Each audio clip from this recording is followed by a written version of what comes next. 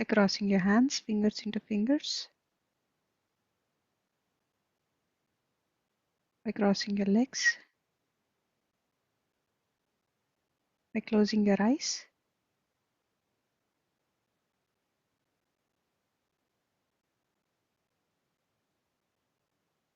Just become one with your breath, friends.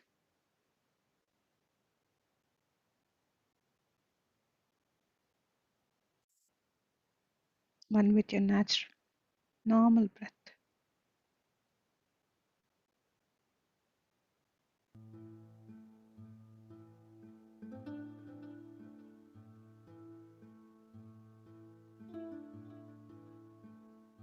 Till Sharoo joins with us, stay with your breath, friends.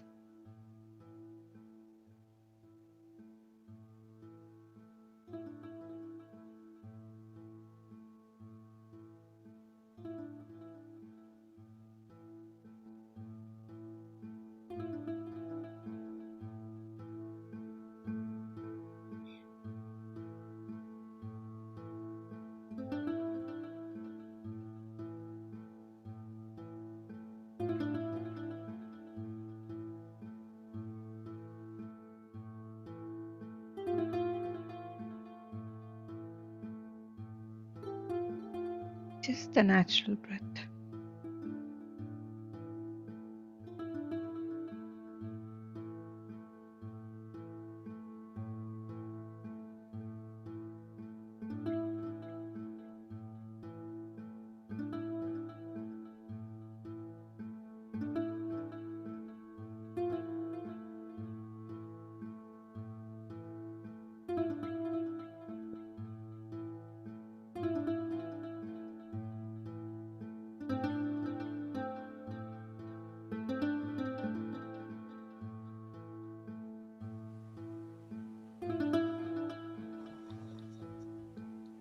Close your eyes softly and turn your attention inwards.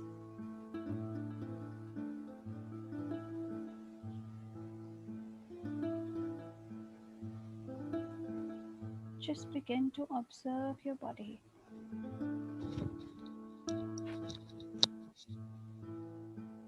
How is it resting and breathing?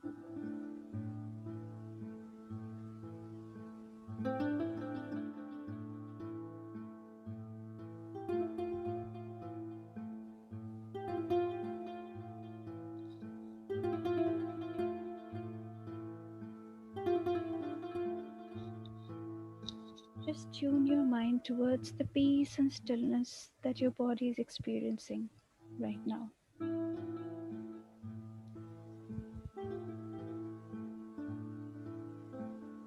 Just observe each in breath and out breath. And with each cycle of breath, let go more and more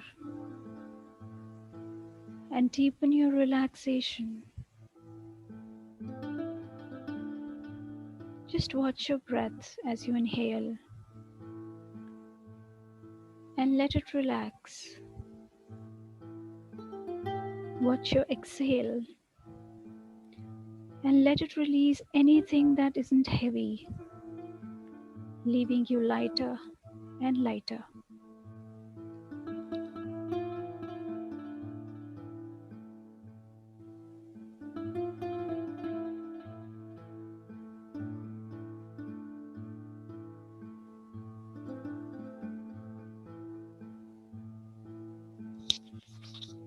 Just breathe and observe yourself breathing calmly. Just watch the breath enter your body,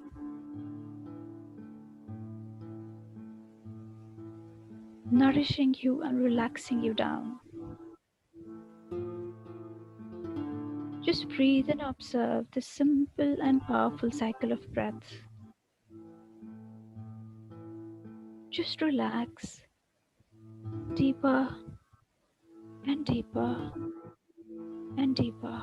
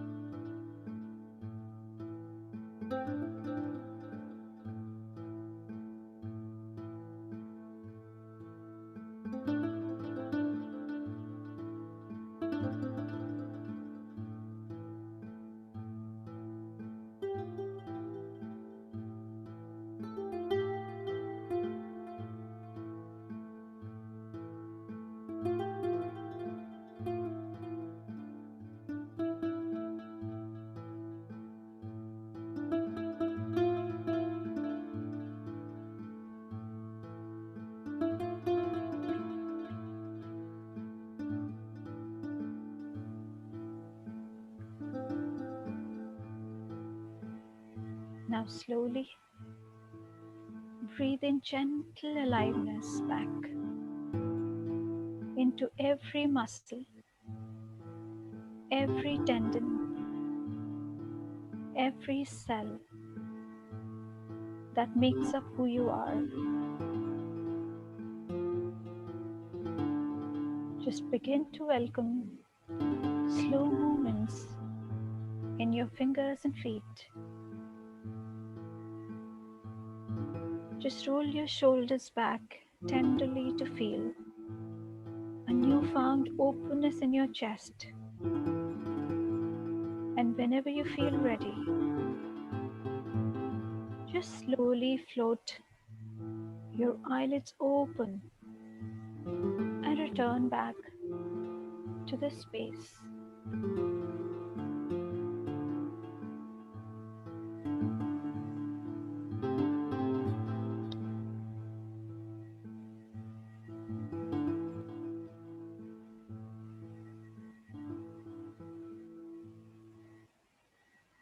Just welcome back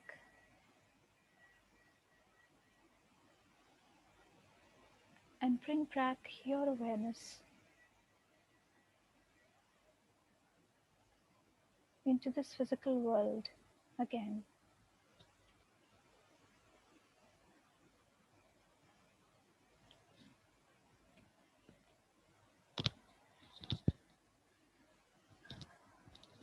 And whenever you're ready, you can open your eyes with a beautiful smile on your face.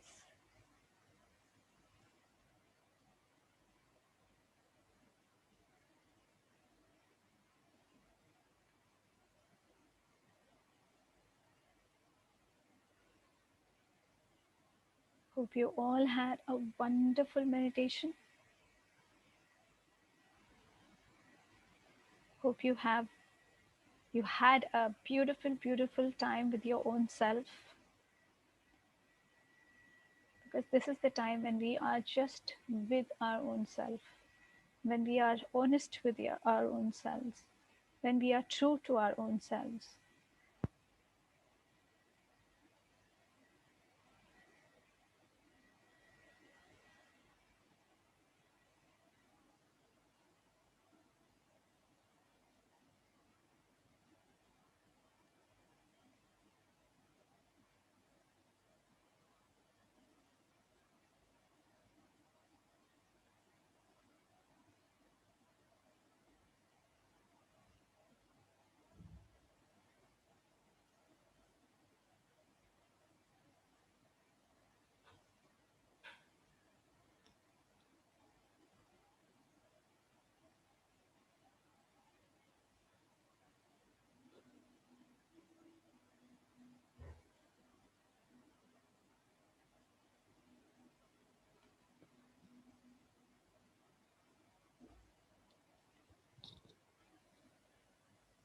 I hope everybody's here.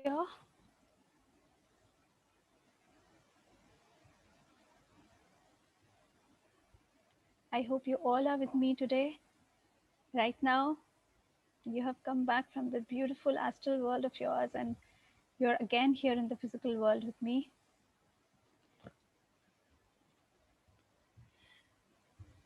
Okay, so I will assume that you all are here with me.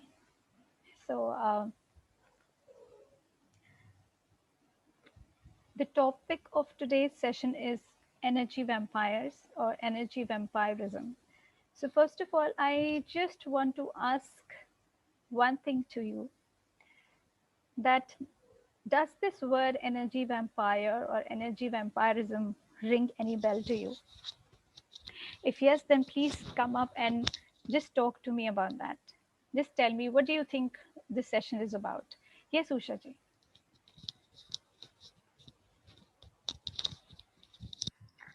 Hello, Sharuji, once again. Ji. For me, I was very much interested when I saw this uh,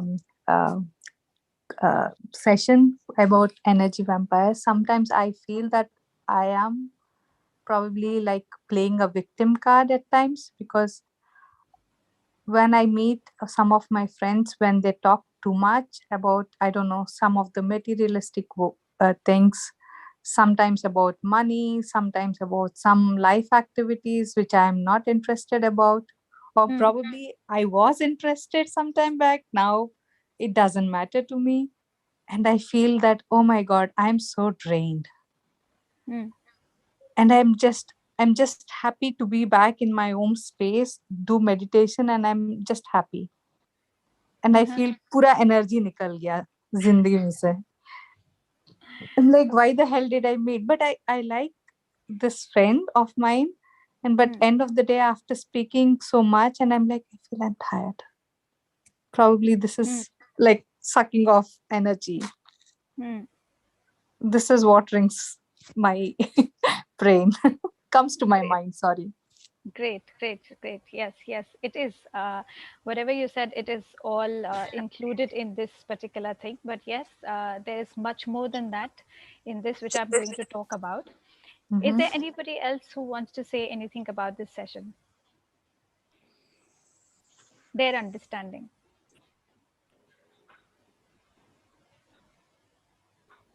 Swarnaji, go ahead, Swarnaji. Yeah, Mataji, you read me. So I think I didn't understand the title of that vampire. Is it energy vampire, Sharu ma'am? Yes, energy What is vampire. what is the meaning of vampire? I was just asking my son actually. Sorry about that, not knowing that word. What is that? Can you please give me some Yes. light? Okay, I'm just about to now begin the session. So I will tell you and give you the Okay, understanding of this word and what is this session about. Okay. no problem, ma'am. Yeah, because I Yeah. didn't, without understanding, I don't want to talk anything. So maybe after the session, I'll give Yes. my view. Yes. Sure. Thank Sure. you very much. Yeah, Thank you. thank you. Thank you, Okay. Mataji. So when we talk about energy vampirism or energy vampires, first of all, I just want to request everybody, whosoever is listening to me, to know that this session is not about judging anyone. We are not here to judge anybody, be it our friends, be it our relatives, be it our family, be it our acquaintances, anyone. Just by giving names, we cannot judge anybody. Just because I am putting some people in the brackets does not give me any right to judge anyone. So here we are not judging anyone. Whatever I'm going to speak, whatever I'm going to share my understanding about is so that you, whenever you slip into that role, or whenever somebody is there who's draining out the energy from you, then you know what is to be done at that time. So it is just for the understanding sake that this word has come into existence, or if this word has been coined. So we are not supposed to judge anyone. So when we talk about energy vampires, especially it is used for the people who drain out our energies. Sometimes you might have felt that when we go out in the crowded places, especially people who are very sensitive, who are highly sensitive, people who are meditators, so they are the ones who actually fall an easy prey to these energy uh, drainers, people who take out the energies. And so sometimes you might have felt, you go to the crowded place, you go to the temples where there's so much of crowd, or maybe you just go to a group, you converse with few people, and then you come out completely drained. You don't even know what has happened to you. Either you become very anxious or you become very angry. All of a sudden these emotions, they start spilling inside you, and you don't know what is the reason, what is happening now, as far as I'm concerned. So this happens when you meet an energy vampire, or you meet an energy drainer, or you meet a person who is taking out the energy. So the thing is that it is not necessarily the person we are talking about. We can also give the name an energy vampire to the places, to the situation that are there in our lives, and to also to physical objects like internet, social media, then phones. So they also come into the same category of energy vampires. So, but today I'm going to talk about more about the people whom we meet. Why do we get drained? And what sort of a people are these? So we are trying to understand a little bit of their personality, so that if we meet that person, or if that person is there in our circle, so we know what is to be done. So there are various categories in that. So I'm going to discuss only 6 with you. Okay. So the first category that going to talk about is victim vampire. Okay. So now what is the victim vampire? So when we talk about a victim vampire, this kind of a person will always have a very victimized personality. That person will always feel that whatever that person is going through, it is all because of the fault of the entire world. This person will not take the responsibility of their own actions. This person will always throw the responsibility of their own sufferings and pain on the other person. They will always feel that whatever is happening here, whatever is happening to me, it is all because of that. So when we talk about these people, they feel that they are at our mercy. So they will always cling on to us. And why it happens? Why do they become like that? It is because these people are suffering from low self-esteem that they don't even know about. So what happens is they try to project their own pain and suffering onto us by their behaviors, by their personality. So I will tell you my experience. So there was a person who wanted a guidance for her sister, and this sister was always in the victim mentality, always. No matter what they did for her, no matter how much talking was, given to her, and there was so much of understanding given to her, but she was not ready to come out of that because she wanted that all the people should be around her so that they can just keep pepping her, so that she just is pampered over there. And if something, if people are not paying attention to her, what she used to do was she used to do something that would bring people at her place. She would either do the suicidal attempts, or she would do anything drastic, and then she will make the other people guilty for that. So these are the victim vampire. So these are the people who will always be in that victim mentality that, oh my God, I'm at the mercy of the world, and whatever I'm going through, it is all because of the other people. Next is the second one is the narcissist vampire. When we talk about a narcissist vampire, these are the people who have a very different kind of an attitude. What sort of a thinking they have? They will always feel that I am important. There's nobody else who's important in the world. And what they will believe is that for others also they are important. So no matter what you're doing at that time, if they say, Sharoo, come over here, then you have to listen to that person and you have to go there. Otherwise, they will create a ruckus. Because for them, they only believe in one mantra, that is me and myself.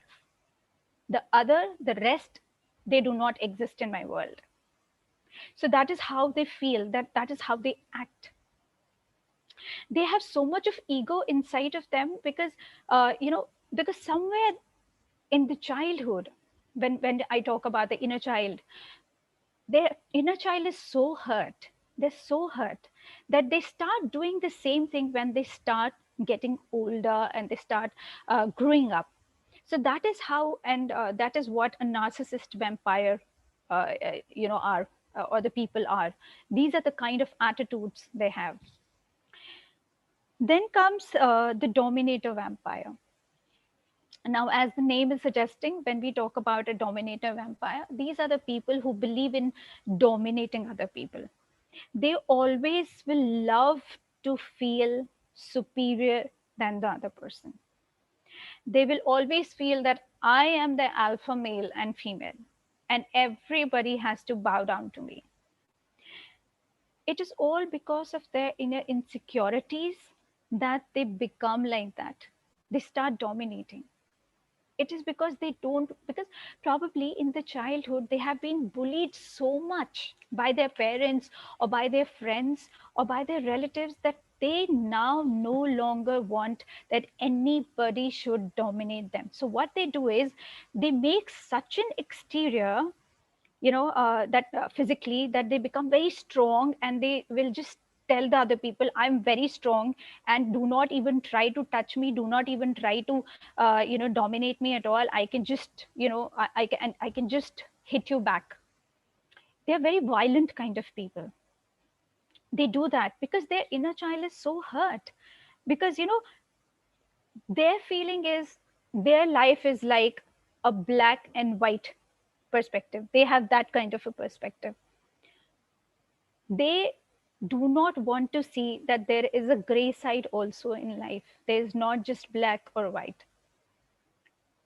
So what happens is you have to be very, very, very cautious as far as any of these people are concerned. You have to be very cautious. I will not say that you have to just run when you see them, but no, you have to actually take care of them and handle them very delicately. Then comes a melodramatic vampire. Now, when we talk about a melodramatic vampire, this person, what this person will do is, this person will intentionally create a crisis at home or any situation this person is going to create, so that a drama is created. So I knew one of my friend, her mother-in-law, she used to do the same thing. You know, throughout the day, she used to be okay. She never used to have anything, no problems, no issues. But as soon as there was the time when the son was supposed to come back, what she used to do was she used to just switch off the TV and put a head belt here, and she used to just tie her forehead, and she will just start crying, and she will just tell the son that, oh my god, I'm in such a problem, nobody take cares of me. Initially, she used to feel very suffocated because of this, and she used to feel that, why does she do that? But when we start understanding the psyche and personality of these people, we feel that, oh my god, they are so hurt from inside. Why she was doing it was because she wanted attention, probably, that she was not getting, and she wanted that so that, some people are there with whom she could talk. So she always used to create the melodrama or any kind of a situation which will call her sons there, and they will sit there and they will tend to her rather than the daughter-in-laws. So there's a kind of, controlling thing that comes inside of these people. So you feel very drained. And she used to feel the same. She used to feel so drained. And she said, Sharoo, what do I do with this kind of a situation? So you have to really handle these people with a lot of care, because here the relationships are at stake. Because what I am talking about, what people I am talking about, they are very close to us, because either they are our relatives, they are family, they are our best friends, even the acquaintances. Then comes the fifth one, that is the judgmental vampire. So when we talk about the judgmental vampire, as the name suggests, they are the people who rarely judge you at every moment of their life. They keep judging you. They get a thrill out of it. They feel, oh my God, if I demean the other person, it will feed my ego. So basically, whenever these people are, if you're surrounded with these kind of people, then try not to take things personally, because whatever they are saying, it is just the reflection of what they feel for themselves inside. Actually, they are not judging you, they are judging their own selves. And what happens is, because they know what they are from inside, what their weaknesses are from inside, so the same thing that they start seeing in the other people. So it is like, they're mirroring everything. Whatever their internal is, they want, the external becomes like that for them. So they start judging, they start criticizing, they start becoming critical about each and everything, because they are critical themselves. So if they feel that they are very selfish, for example, I feel, for example, I'm a judgmental vampire. So I start feeling, there is a feeling inside of me that I am selfish. So what I will start thinking is, the person who is just standing next to me, who is conversing with me, is also selfish. So I will start judging that person, because that thing is within me. So I will also start thinking that the person who is just standing in front of me, who is just talking to me, is also selfish. So we'll keep judging that person, we will keep demeaning that person. These kind of people, they always do that, because they always, this gives them a kick. It feeds their ego, which is a false ego that they have. Then comes the innocent vampires. This is the sixth category of vampires. So when we talk about the innocent vampires, they are not the ones who are malicious always. Okay, so who comes in this category are probably the little children or people who are very aged, so who are always needing our help. So it is very important for us to understand that it is very important that we show compassion, we show empathy towards them, but it is very important also that we need to encourage them to be self sufficient.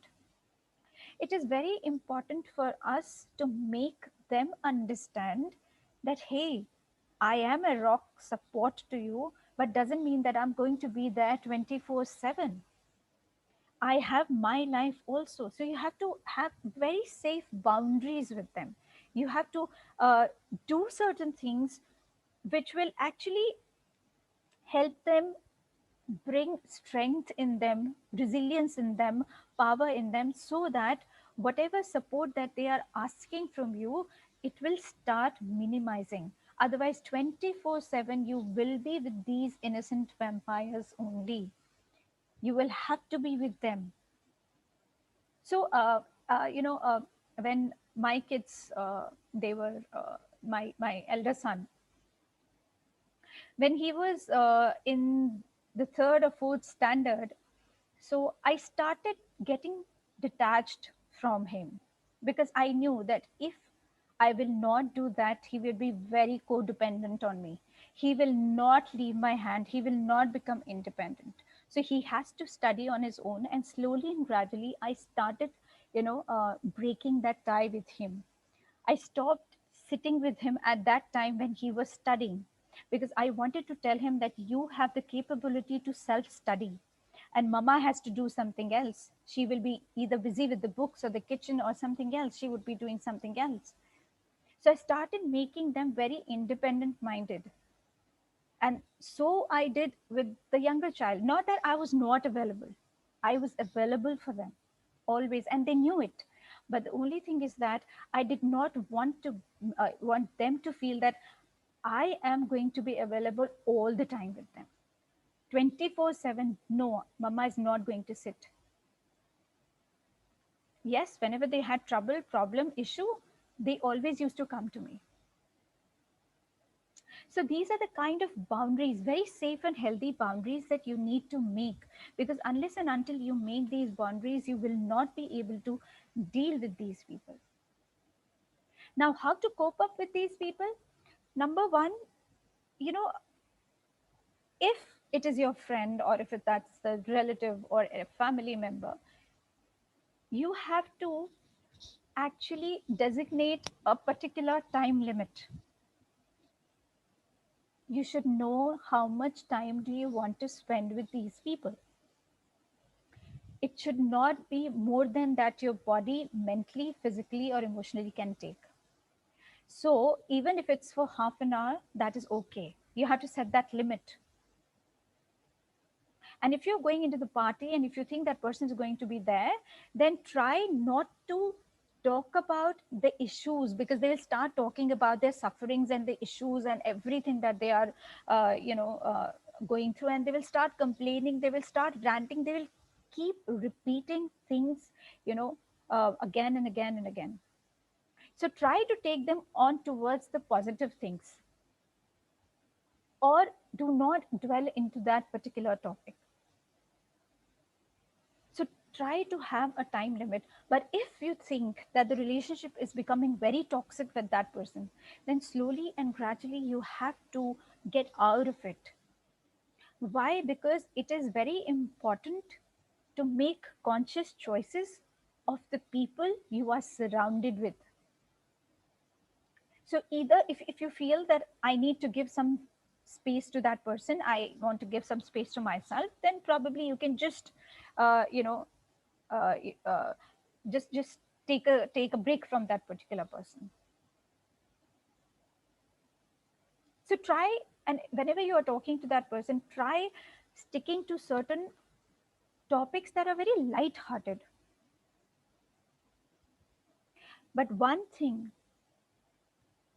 I want to tell you is that please do not react whenever you are conversing with them, because the more you are reacting to whatever they are saying, what will happen is they will keep coming back to that topic because you are reacting and you are continuing the interaction. They will feel that you are getting interested more into their conversation and they will start doing that. They will keep engaging you in that conversation, and then after that, at the end of the conversation, you will be so drained, you'll be so anxious that you will not be able to give yourself a reason that why this happened. But at the end of the day, my dear friends, it is very important for us to understand that we have to be very kind to these people. We need to understand that they are going through something or they have gone through something in their childhood, and they are doing it not deliberately. It is just coming out of them. They're just projecting their feelings. That's all. We have to deal with them with a lot of compassion. And the last thing is that you have to ask yourself this question, that am I slipping into this role? Because sometimes it happens that we unintentionally or intentionally slip in these kind of roles. We don't even know. It's not necessary that the other people are the vampires. Probably you are a vampire to somebody else also. So you need to ask yourself, is this what you're doing? You have to keep constant self talk. That has to happen. And this is how we actually evolve, because when we are self talking, when there's more self talking, there's more inner work. When there's more inner work, we start going from this ladder to another. We just keep moving from A to Z. So our spiritual awakening process, it just keeps moving ahead. It does not stop, it does not stagnate, because spiritual awakening means inner work, a lot of inner work. So this was something that I wanted to share with all of you. I hope whatever information I gave you in this much time, uh, I was a little clear, and you will be able to see yourself, and you will be able to tackle and handle if you're surrounded with these kind of people. So if there is any question, anything that you want to say, you're all welcome.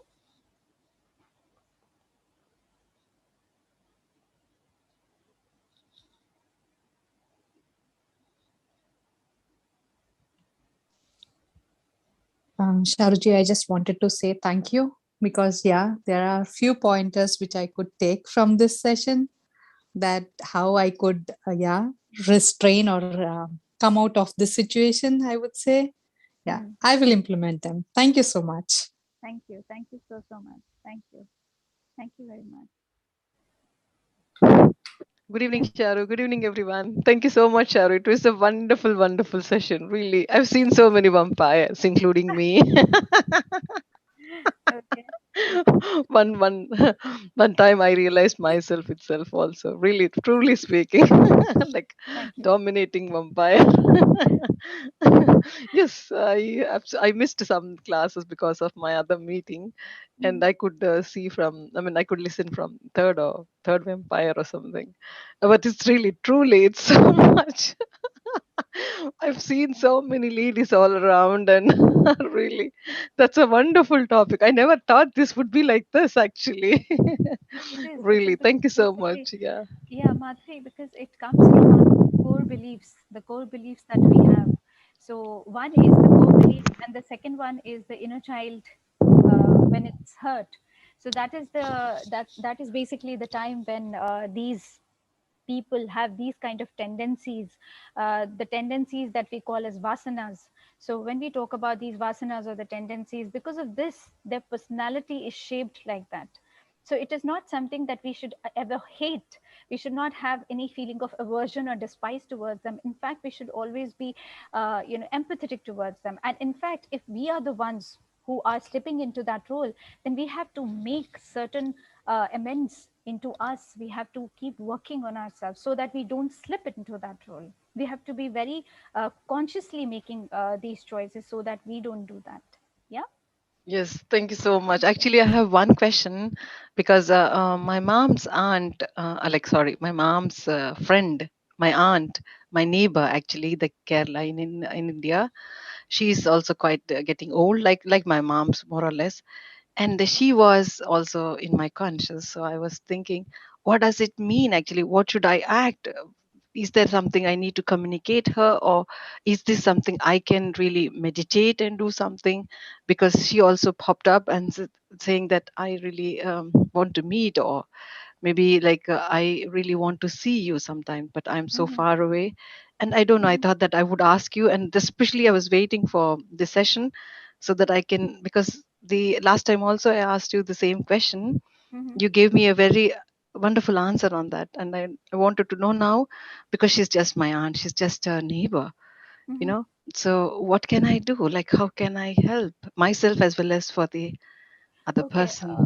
So, Madhavi, number one rule that I think everybody needs to understand and know is that uh, unless and until the other person is asking and seeking for help, we should not help that person. We have to be there for that person 24 hours. That is okay, absolutely. But unless and until that help is being asked for, we should not jump into helping anybody. It is the rule that I have actually understood from Patri sir, from the angels also. If you see that angels will also not help you unless and until you ask for their help, they will not interfere at all. But yes, when you talk about your aunt, you have to be very compassionate and empathetic towards her. You have to, keep calling her up and ask her how she is, and that is all. But if she asks for the help, if she needs any help, then you would stand there as a rock support to her. Yeah. So this is what you Okay, have to thank do. you. Yeah, okay, I got it. Because she Yeah. was so much like, very sad, and I don't know if she knows about, because my mom's the only the one and the only, I would say, is the Mm-hmm. best friend is this aunt. Mm-hmm. Because we were living together, like very neighborhood, and we really had a small what you call the boundary line. We used to jump home, Mm-hmm. to exchange, the kids are coming our place and we were also in their place. And it was like two families together, Mm-hmm. like one. They are Keralites, but still we were like, South Indians, but still that combination of togetherness was so much. And my aunt, she didn't have a girl. I was the only girl for all of them, like, so I was so pampered there, and she used to oil my hair, and I learned it how to oil and everything. And I learned it from the Keralites, how the massages, and I still eat the Kerala medicines only, even Mm-hmm. today, to Mm-hmm. heal myself. And so this is a kind of a relationship we had and bond. Now she's like she's asking, like kind of saying that I want to see you, like I want to Mm-hmm. meet once, and I want it somehow, because I'm missing you some kind of. And this is I was like, literally, is it something which is I am thinking, or is it something that's really happening with her? So because of this big distance, I'm not able to find it out, so I thought I would ask you. No, so you can just talk to her. You can just talk Okay, I to do her that. and, yeah, keep talking to her so that she doesn't feel your absence.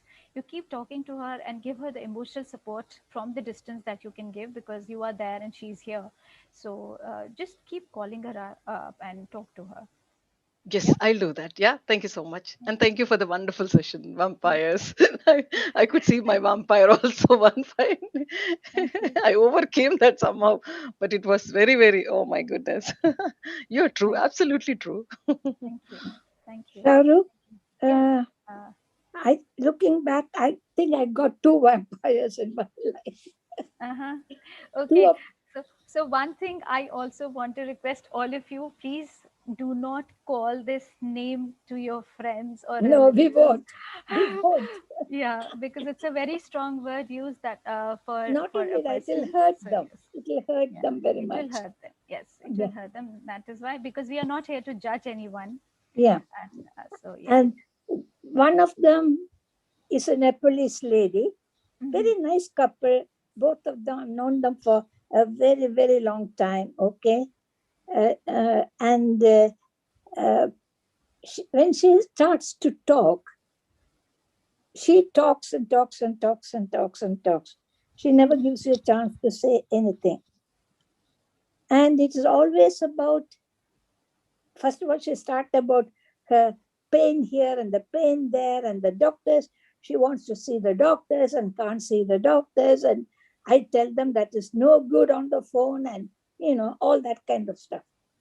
Then she will start talking about, oh, I have been going to see the friend with the family. It was so nice. My son came. It goes on and on and on and on. Then I don't say anything. I just listen. When she's finished, she said, yeah, I've been talking for a long time, haven't I? But only you listen to me. You don't say anything like the others. That's, Absolutely. that's where the conversation ends. Yeah, that is absolutely good because with such people you have to have a gray rock method. And what is a gray rock method? It's like you have to make yourself so boring that they lose interest in you. Okay, she doesn't listen, she doesn't even react to us, so that is a gray rock method. So so that they do not continue with that conversation, so that you can take the conversation somewhere which is very positive, which is not only positive for them but for yourself also. So that is a good thing. Listening is good. Don't talk much with these people. No. The Yeah. other friend is a very sad story. She lost, she is, no, the family of five. She had four brothers, and two of them died within 5 years. Mm-hmm. The the first brother who died of sunstroke in India Mm-hmm. when we had the extreme heat. Mm-hmm. Okay, and the second brother died in a COVID ward, which he shouldn't have been put to. He recovered, and they put him back in a COVID ward. And of course, he got that and he died. And she was devastated. Okay. So I ring her from time to time. Every day I don't ring her. And I feel sorry because she cries and cries. And now the crying is reduced actually. But now she's a doctor herself. So she has got so many questions which she wants to ask why that wasn't done and everything. But in India, they won't answer those questions. Okay, doctors will sort of brush it off and not really answer. So that is making her extremely sad. So she said, I'm not getting any answers. I said, you won't get any answers. You know how it is there. You know, I mean, those doctors will never say what exactly happened and why they did it. So there's no point in you asking them. You know, he said he would have lived if only they hadn't put him in a COVID ward like this and catch COVID a second time. And so, Maltiji, yeah. So why they do that is because they are so hurt and they want that somebody should hear them. mm, Okay. So why don't you just make them a member of this Beam family so that she also starts meditating and she also starts coming out of this problem that she is facing, the challenge that she is facing. okay, Yeah, you I'll can just, tell her. yeah, you I'll can just tell her. tell her, because when she comes into meditation, when she listens to different masters here, when she listens to these things that we all share with each other, definitely she's going to come out of it. And that is why I said that you have to be very positive in your conversation with them whenever you Yeah, converse with them. yeah. Yeah. Mm, Okay. okay. Thank you. But Thank you. I feel drained, even though I'm not saying anything. After Yes, that, I'm you. like this.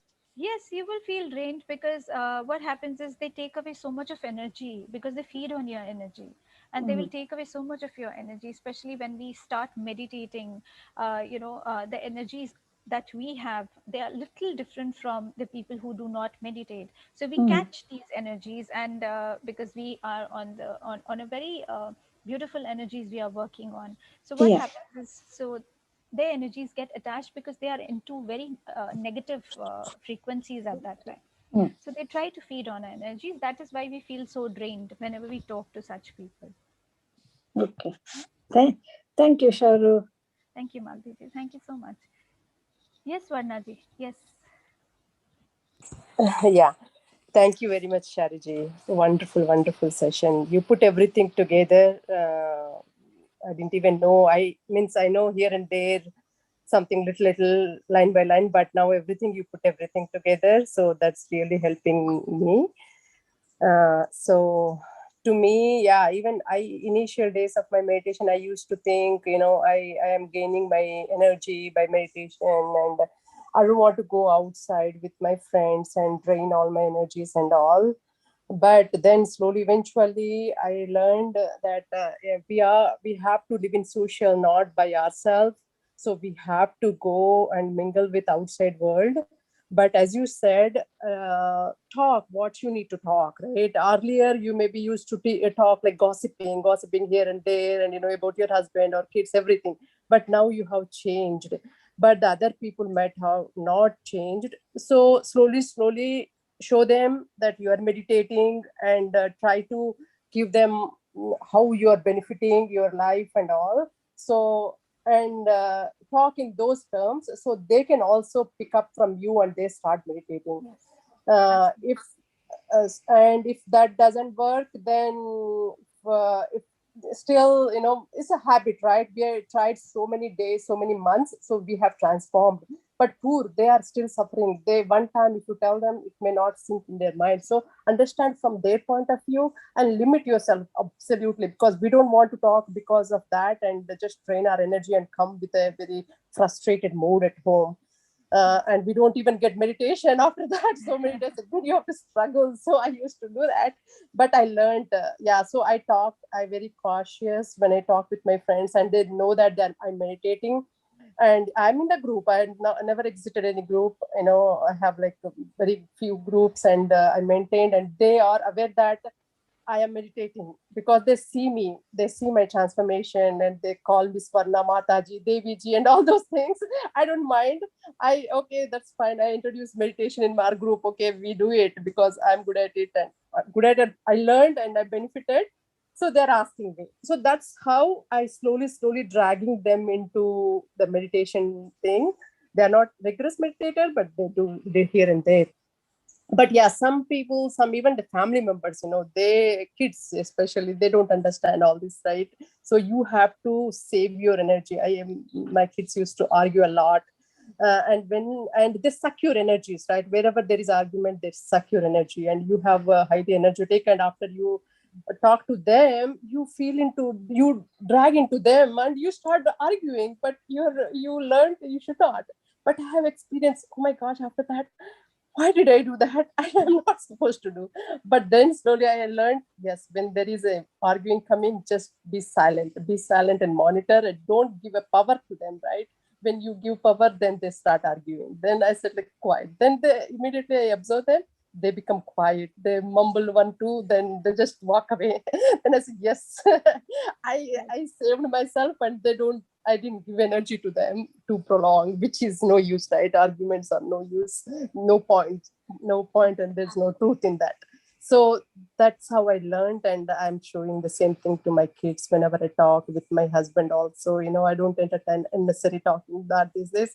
Then I just be quiet, so they understand. Yeah, I only value to the to the good thing, not like and earlier I used to talk junk, and that's how my kids used to like, oh, because you talk unnecessary stuff and all. It is true. So, but now they don't. I don't give them the power. I don't give them the chance, and so I am the one, so who I can keep my respect, right? We are the one. Nobody will give you respect. You have to keep your own respect. So that's how I save my energy. So I decide whether we go out or not. I decide my meditation is the first thing, priority. But also, if something is more priority, somebody is sick, somebody really need help, then I prioritize my things. I go there, and I do what my needful thing as a meditator, because only meditator can only understand everything, not non-meditator. So you have to see from their point of view, how even if they argument or pain or pleasure, anything, they don't understand, right? We are in a better shape to understand everything. So if we expect something from them, we are not going to get it. So we have to be initiative, we have to be in a listening mode, we have to be in understanding mode, we have to be all these things. Even the drama that you brought up from mother-in-law and all, I have seen too. So I learned it, to be quiet and not just, they are doing for a reason. Their inner child got hurt. So, and they're not meditated especially.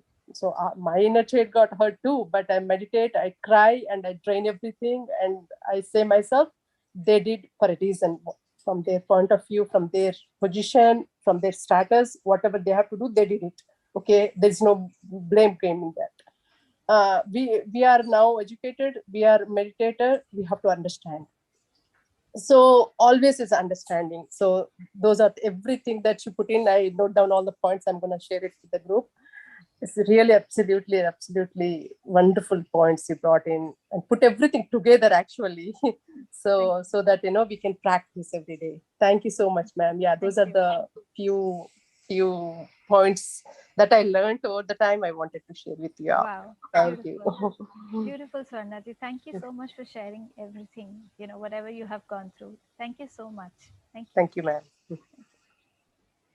Yes, Shamji. Yes. Hi.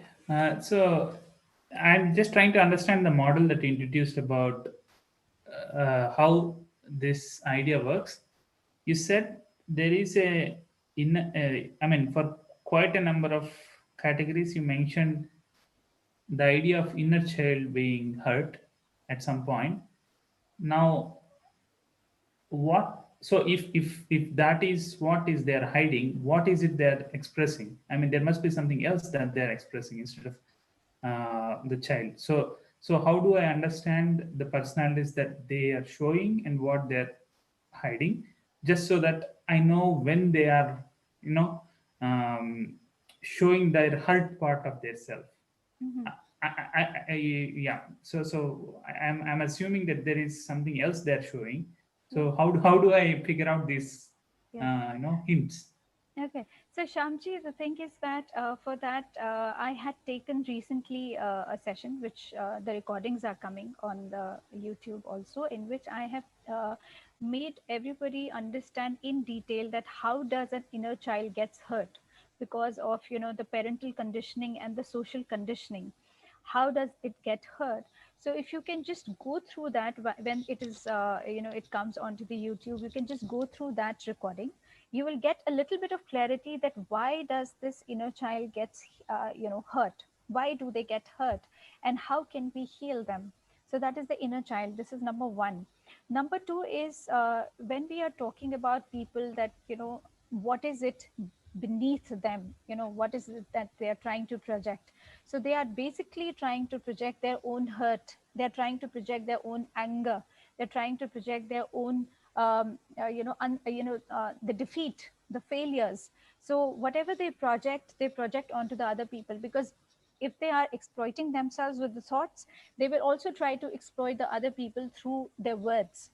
So their thoughts are going to implement into the words, and they will try to exploit the other person so that they get they also feel that sadistic pleasure in giving them a pain, because they will Okay. also feel, for example, a person probably who's being bullied when the person might be young, is being bullied. Now what happens is, you might have seen, I have come across a friend of mine, friends in fact. So he used to go to the gym, he used to make a body, and so there was no need for him to build up that kind of a body, because I knew that person for a very long time, and I knew that he was very scared from inside. So he used to make that body his, you can say, a shield, so that people get scared of him, because he was being dominated throughout his life and he was being bullied. So what happens is that he made this body so that the other people feel, oh my god, we can't hurt that person because he has a strong body. And internally he used to be so scared, he used to be like a small rabbit. He used to be like, his heart was so small, he used to be like, Sharu, I get scared of so many things. But just because he was projecting that, so he was projecting in this way because he didn't want to tell anybody that I'm scared. So I'm just giving you an example. So yeah. Yeah. Okay. So you're saying defensive mechanisms are quite diverse. That's what you're trying to say. Very, very. Wow. Okay. So this is quite interesting. So this is also very hard to figure out, right? Like, how can you expect somebody looking or doing something like that is driven by something so fragile? This is very Yes. hard to understand. Yes, it is. It is. If you'll Wow. go through that inner child healing workshop, that is going to be on the fifth day, that is going to be, I think, Sunday. The recording will be there. You will get to understand also that what parents or society does to a child, and how, when we become adults, how do we do that consciously and unconsciously. How does that hurt comes out through our own behaviors, through our own thinking, through our own habits and patterns and conditioning. So how it comes out, the way we speak, the way we conduct ourselves, the way we behave. So it is all because of what we have gone through in our past. So it is all Okay. coming from the past experiences. Okay, this is the last question. The reason why I asked you this is because whenever you were saying the inner child, I was assuming you were talking about someone in their childhood itself. I usually volunteer for kids of 8th standard, 4th to 8th standard, and I teach them science. But most of the time, my communication problem is not because I cannot express or not they cannot understand. It is because of something what you're saying. They are hurt in some way, and they do not listen to me because of some other reason. It's not because I'm not articulative. I mean, I could not be, but that's not the main reason. Because there are other people who could understand.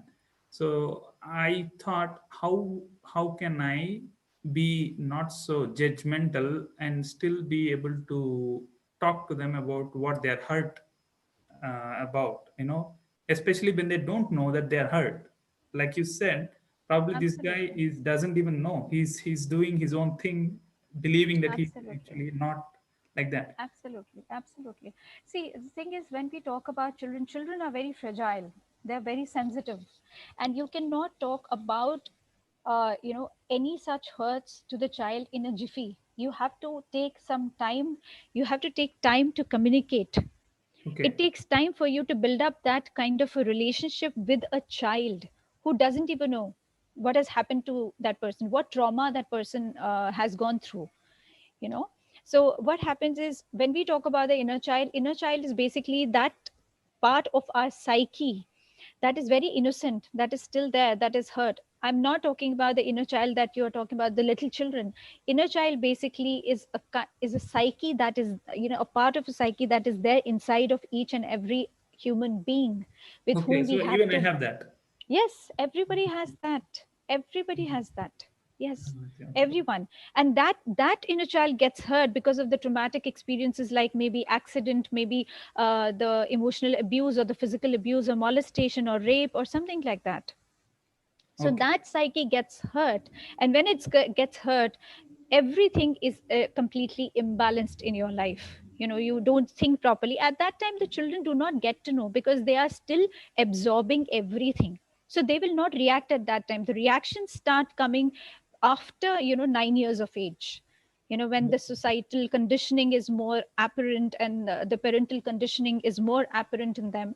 And then when they become adolescent, they come into that age, or when they become adults, that is the time when these belief system that they have created, that I'm ugly, I'm stupid, I'm not good. So these things, they start materializing, and they take a very, very deep roots in their character. Yeah. Okay. I will check out the references you mentioned. Yeah, because it is going to come in another that today it was on self love, that was being in the that was being scheduled. So tomorrow it is going to be on mirror work, and then day after tomorrow it's going to be the inner child healing. So it is going to be in the group, so you will be able to know about that. Okay, cool, cool. Thanks. Yeah, thank you. Psychology 101. Yeah, thank you so much for asking the questions. Thank you so much. Yeah. So anybody else who wants to say, speak, share anything? Me, Sharoo. Yes. Yes, Madhura. Wonderful, wonderful session, Sharoo, and completely enjoyed it. Yes, I was aware of this, but the energy vampires, I've been hearing it from many people previously as well. It's a very interesting subject to know how to take care of ourselves. It is very important because it's all about the energy. Hmm. Like if we get drained, it is affecting our physical body. It is affecting our mental body. So Yes, initially when we were in Egypt, there were times like when I go to take session, I get really tired and I come back home and I don't know why I was tired. I was really not knowing. So at that time, what I do is I take a shower Mm. and I just sleep. And I recommend everybody, whoever is going through, if they feel drained, just take a shower. That cleanses your aura because we have to take care of ourselves. And then you take a sleep or you meditate or just listen to good music. So that will help you to bring back your energies. So that's what I do, Sharu. And as you told also, I had my aunt, one of my aunt, and she was always, she was having a health condition and she wants everybody to be around her. Yeah. And if we don't go, she calls us and she asks why you're not coming to see Mm. me. And Mm. when she starts to complain about her health, I used to change the topic. I listen for some time. It's not Mm. that I ignore her. Then after some time, I change the topic, or I will say her that you are perfectly healthy. Mm. I'll tell her a good things about her. Like aunt, you're good at this. You do great cooking. Like you're amazing person. You remember how you used to treat people when they come to your home. So I changed the topic so that wherein they feel happy about themselves, then I don't put energy, I know that they also get drained by sharing all these things, and we also get drained. I don't want that. So instead, I say that I change the topic, and that helps her and as well as me. So Absolutely. that's a common sense I have gained practicing meditation.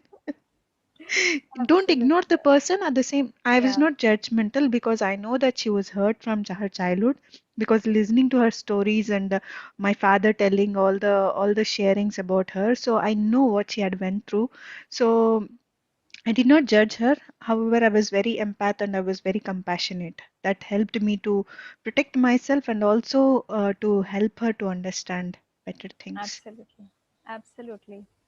Yes, Yes. Sharu. Thank you. Thank you, Madhugaru, because it is very important. And yes, as you mentioned about the shower, taking the shower is very, very important.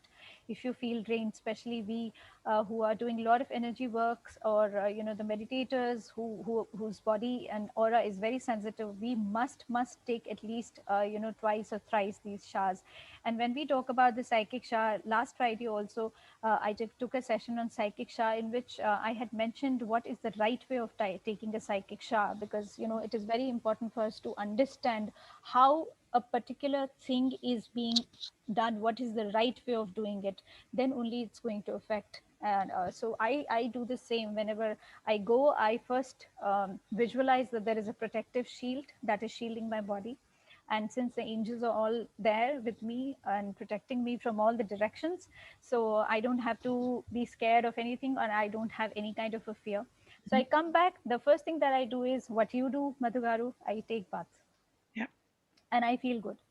I really feel good. So thank you for bringing out this point, and Yeah. thank you for telling everybody that yes, Madhugaru, psychic showers are very important. Yeah. Thank Thank you, you. Sharu. Thank you. Yes, Mridulaji. Hi, I missed most of the conversation, but I do know about the what was the topic? Energy vampires. Energy vampires. So a long time ago, I ran into an angel energy reader like you, Sharu, like Mm-hmm. in the 90s. Mm-hmm. And she suggested something which I've been doing since then. It's unbelievable that she asked to burn the sage in Mm-hmm. the Yeah, yeah, house yeah. around you. Yes. And then sit. That time I didn't do meditation, so she asked me to sit with my eyes closed, burn the sage Mm, around me, mm, and put put myself in light mm, and let that light absorb all this, mm. whatever I absorbed. Yeah. And I mean, of course, now I do meditation. I don't absorb a whole lot. I do need my moment. Like I come to my car at lunchtime and then I listen to you. It helps my vibration because it's a very busy day for me now. But those are the things that I remember. So I wanted you to Mhm. share. Have you also heard of those or? Yes, obviously, that is for clearing your aura. What she has given you, what she has asked you to do, that is the white dried sage. So this is what we burn in order to clear our auras. So that we can do, we can just waft it around our aura, and then we feel good, we feel energized. Similarly, there is a selenite wand that we can also help, that we can also take the help of. So we can waft that selenite wand around our aura, and we'll be absolutely, we'll feel fresh, because these are certain techniques that can be used in order to clear our aura, clear our surroundings, clear our home. So yes, it is there. It is there. Thanks, Sharoo. Yeah. Thank you. Thank you, Mrudalaji. Thank you so much. Yes, Myra. Hi, Sharoo. Hi, how are I you? know. Good. How are you?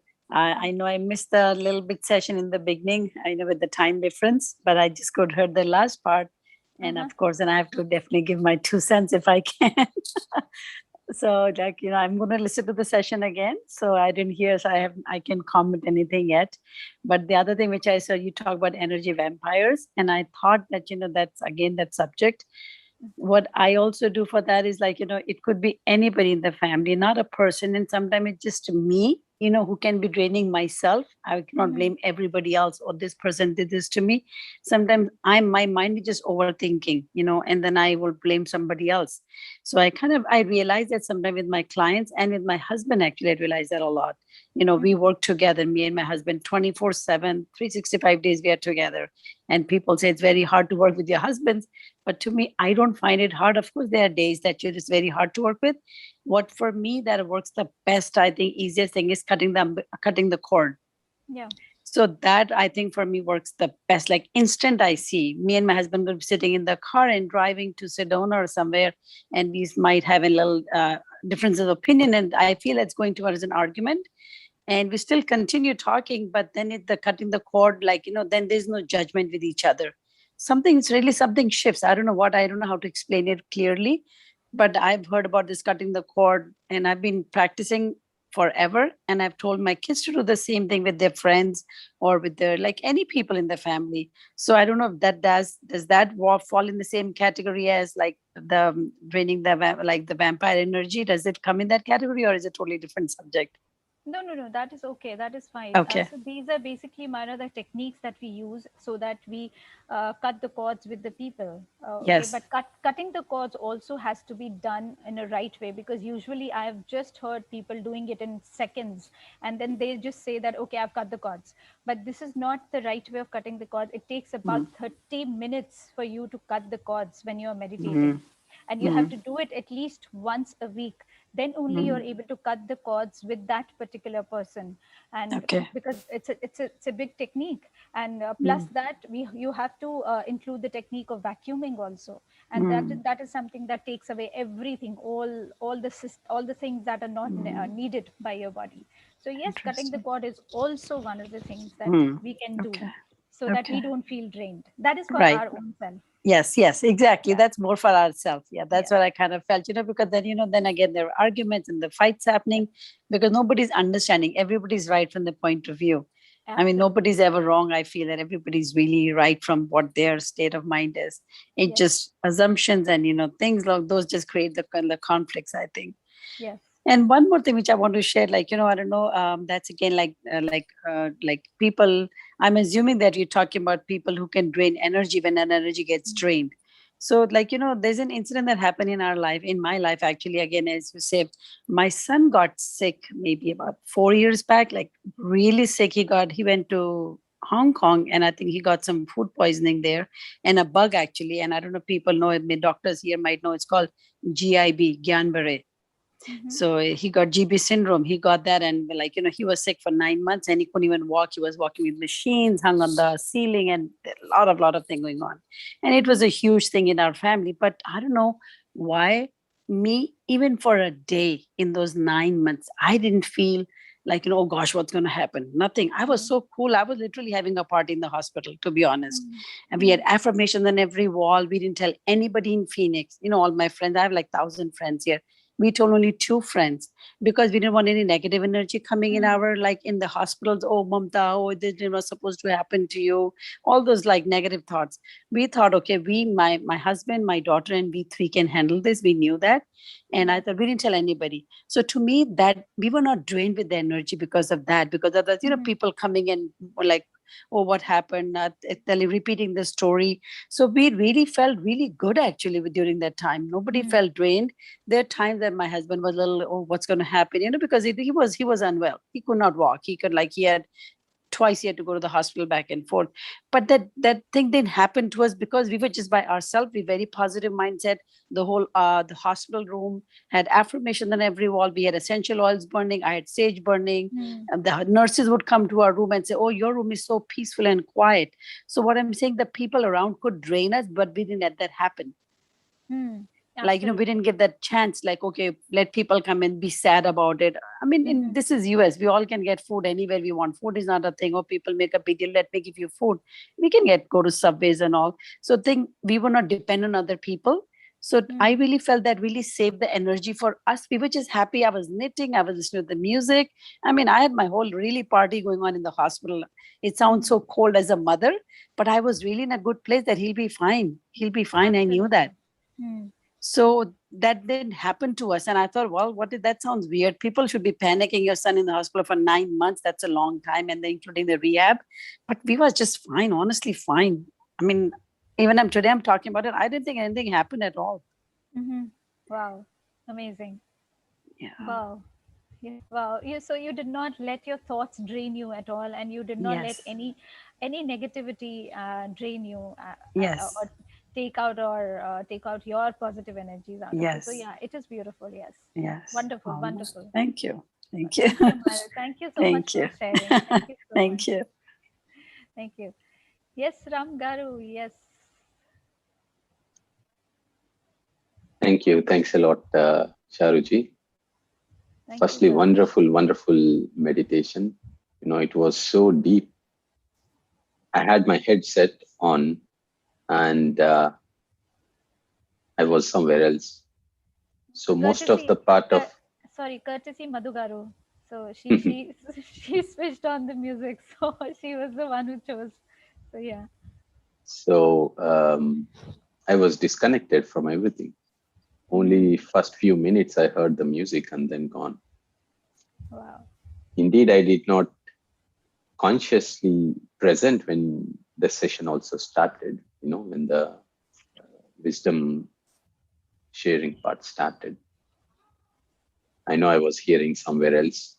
And I was back when everyone started to share such a beautiful sharings. And to end with Mayraji's sharings so very powerful in the way she had handled a lot of things. So thank you, Mayraji, and thank you, everyone. And for me, the best part was about my journey itself.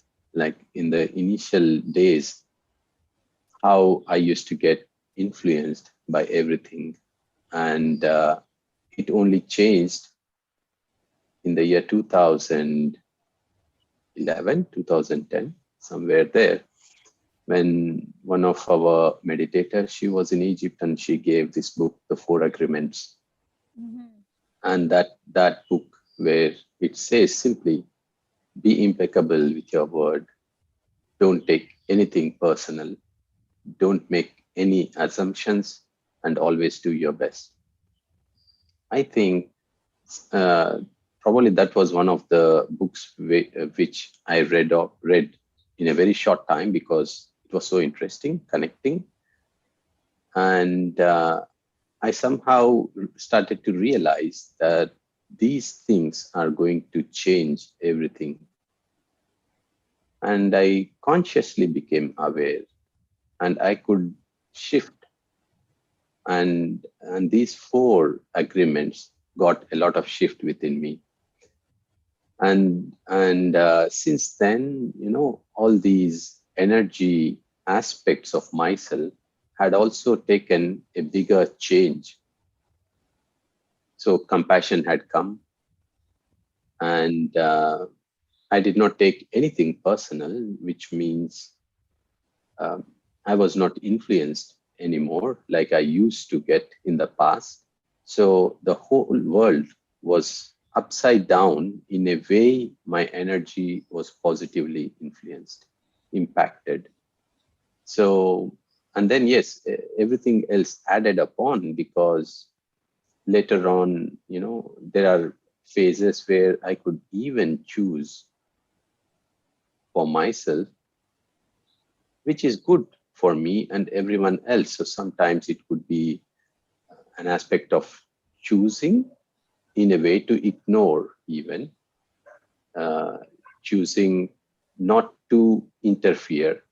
Everything else is not just supporting the other person's process of their own learning, and it was also supporting my own process. So it was a mutual and everyone's else um, harmonious way to learn out of these things. So there was no fear in anything I was choosing, and I had even happily,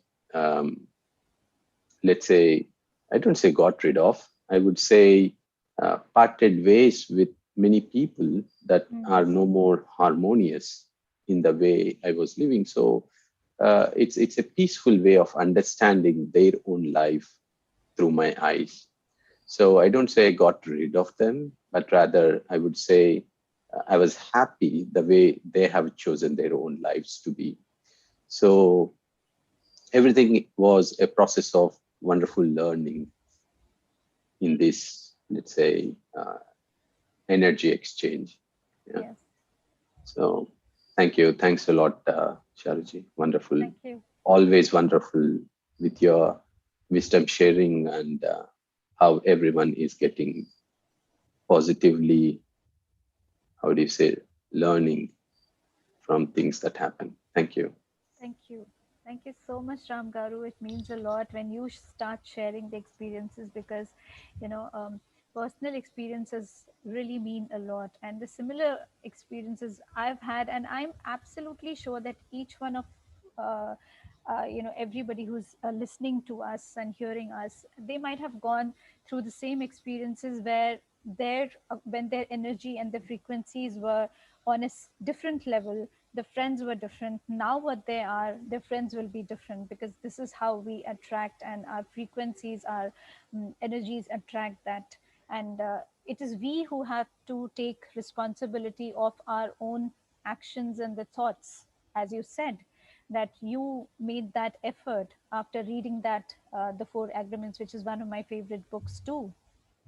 And it really changed my life a lot, the way it changed yours, because there is so much in that which we have to learn and which we can implement in our lives. So yes, so we have to be very compassionate, not only towards the other people but also to our own selves, to our own energies. So thank you so much, Ram Garu, for giving your inputs, very valuable inputs. Thank you so very much. Thank you. Shukriya, shukriya. Thank you. And I love that pyramid. Yes. Yeah. Thank you so much. Yeah. Yeah. Thank you. Yes. So anybody else who wants to share, or should we listen to that soulful song now? So if there's anybody who wants to share anything.